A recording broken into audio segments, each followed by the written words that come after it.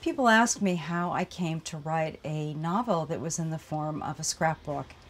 And what I tell people is this idea has been 40 years in the making.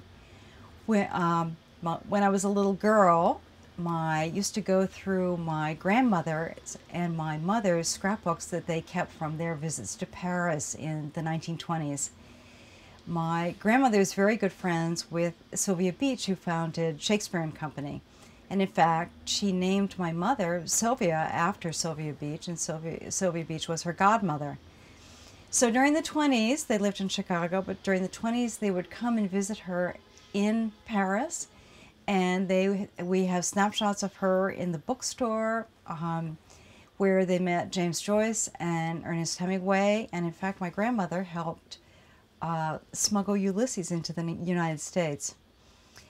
So when I was trying to create a novel about the 1920s, I wanted something that was as vivid and as interesting as these scrapbooks and journals. And then I had an inspiration, which was, why not create a novel that was in fact a scrapbook? And the story is told through the captions. Frankie Pratt is set in 1920. And Frankie Pratt is an 18-year-old girl, and she gets a scrapbook and a diary for her high school graduation present. She wants to be a writer, and so this is her first novel, the scrapbook she keeps of her journey. First she goes to university in the United States, and then she goes and spends several years in Greenwich Village. But like so many Americans at that time who wanted to be writers, she decided that the only place to go was Paris. When she arrives in Paris, she rents a room over Shakespeare and Company in its original location at Rue de l'Odéon. She spends her evenings at the Select and the Dôme on Montparnasse, and she works for a literary journal, which there were many at that time, on the Eau Saint Louis. She's in Paris in 1926 and 1927, and she's there when some famous things occur. Josephine Baker makes her debut at the Folies Bergère. Ernest Hemingway publishes The Sun Also Rises in December of 1926. And in May of 1927, she's here when Lindbergh lands.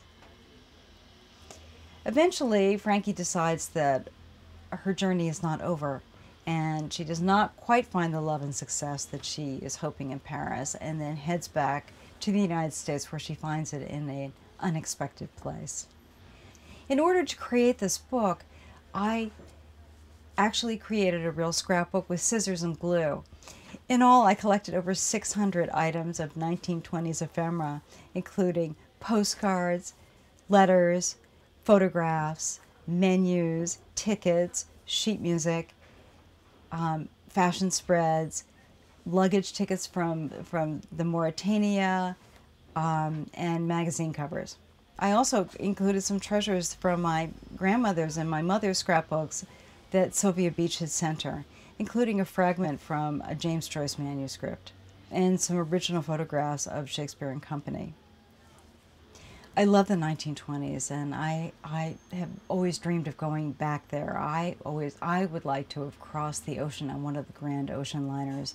I would have liked to have walked down Saint-Germain and Montparnasse and whiled the afternoons away at the Select. And I think in writing this book, it was a chance for me to do a little time traveling on my own.